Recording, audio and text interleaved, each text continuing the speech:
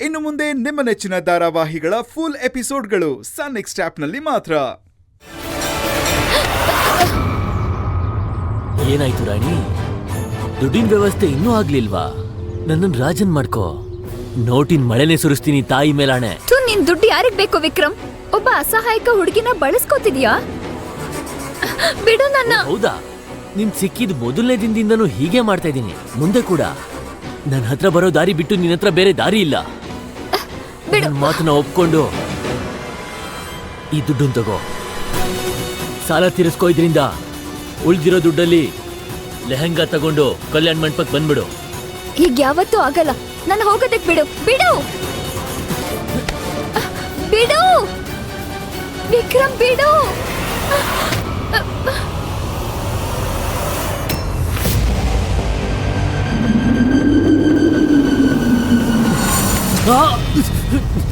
ಹೇಯ್, ನಿಂತ್ಕೋ.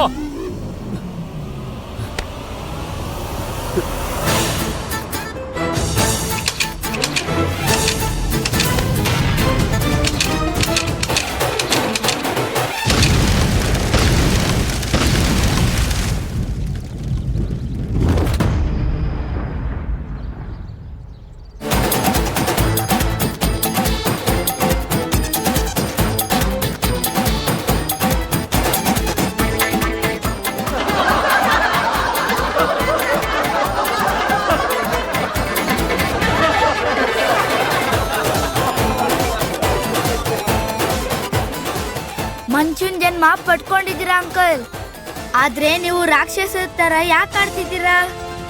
ವೈತಲ್ಲ ಮರ್ಯಾದೆ, ಕೊಡ್ತಿರೋ ಕಾಟ ಇನ್ ಮುಂದೆ.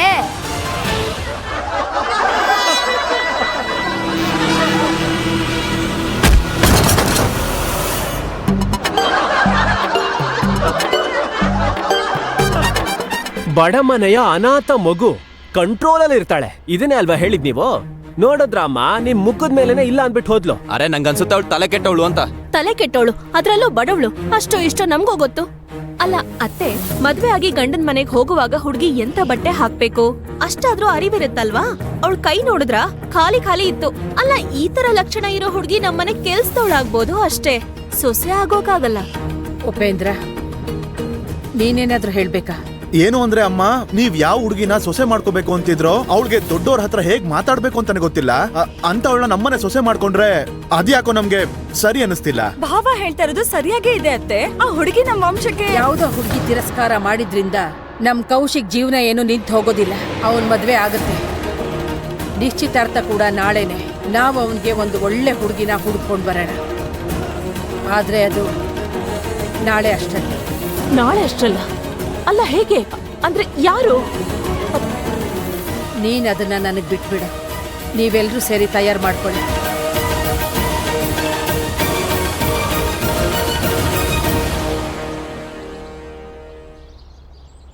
ತಗೋ. ಥ್ಯಾಂಕ್ ಯು ಪುಟಾಣಿ ಜುಟ್ಟಣ್ಣ, ಧನ್ಯವಾದ ನನ್ನ ಆ ತರ್ಲೆಯಿಂದ ಕಾಪಾಡಿದಿಕ್ಕೆ. ಆದ್ರೆ ನಿನ್ನ ನಾನು ಯಾವತ್ತೂ ನೋಡೇ ಇಲ್ವಲ್ಲ. ಯಾರ್ ನೀನು? ನಿನ್ ತಮ್ಮ ದೊಡ್ಡ ಜುಟ್ಟಕ್ಕ. ಅದ್ ಹೇಗೆ? ನೀನು ಷಷ್ಠಿ ತಾಯ ಮಗ್ಳು ಅನ್ಕೊಂಡಿದ್ದೆ ಅಲ್ವಾ? ಅಂದ್ಮೇಲೆ ನಿನ್ ತಮ್ಮ ತಾನೆ. ಇವಾಗ ಗೊತ್ತಾಯ್ತು ತಾನೆ ಹೇಗಂತ. ಅದಕ್ಕೆ ಅವನಿಂದ ಕಾಪಾಡಿದ್ ನಾನು. ತಲೆ ಕೆಡ್ಸ್ಕೊಬೇಡ, ನಾನ್ ಬಂದಿದ್ದೀನಿ. ನಿಂಗೆ ಏನೇ ತೊಂದ್ರೆ ಆದ್ರೂ ನಾನ್ ಕಾಪಾಡ್ತೀನಿ ನಿನ್ನ. ಆದ್ರೆ ನೀನು ಬೆಳಗ್ಗೆಯಿಂದ ಏನು ತಿಂದಿಲ್ಲ ಅಲ್ವಾ? ಅದಕ್ಕೆ ಲಾಡು ತಿನ್ಸ್ದೆ.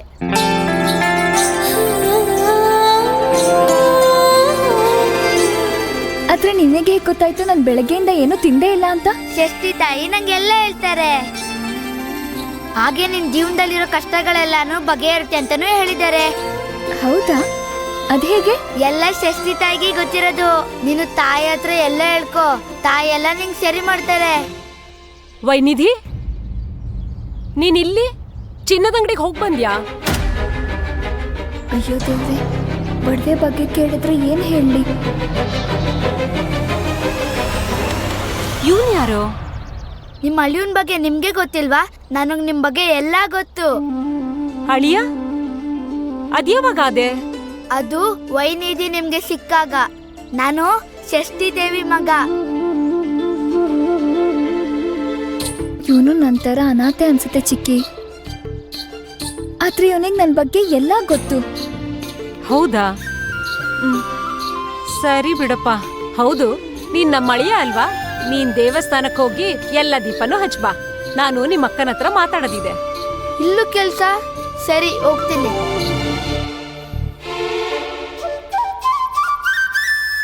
ಬಳೆ ಗಿರ್ವಿ ಇಟ್ಟೆ ಅಲ್ವಾ?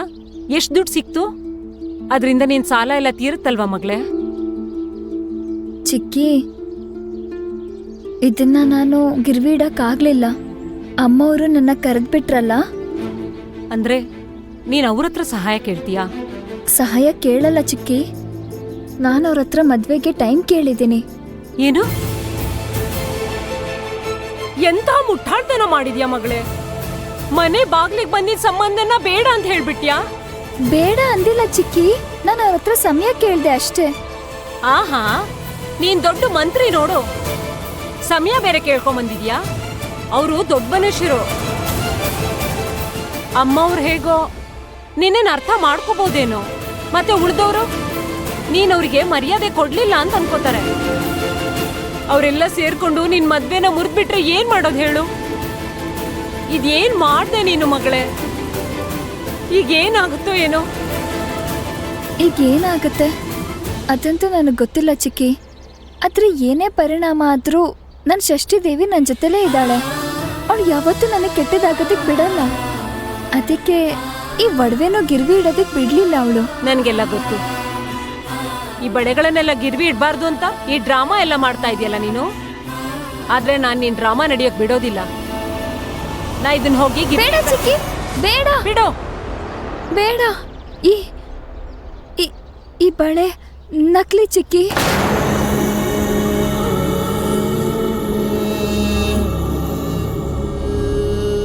ಕ್ಷಮಿಸಿ ಚಿಕ್ಕಿ, ನನಗೆ ನಿಮಗೆ ಹೇಳಕ್ ಇಷ್ಟ ಇರಲಿಲ್ಲ. ಆದ್ರೆ ನಿಜ ಏನು ಅಂದ್ರೆ ಈ ಬಳೆ ನಕಲಿ ಅಂತೆ. ಯಾರೋ ಚಿನ್ನದ ವ್ಯಾಪಾರಿ ತಾತಂಗೆ ಮೋಸ ಮಾಡಿದ್ರು ಅನ್ಸುತ್ತೆ.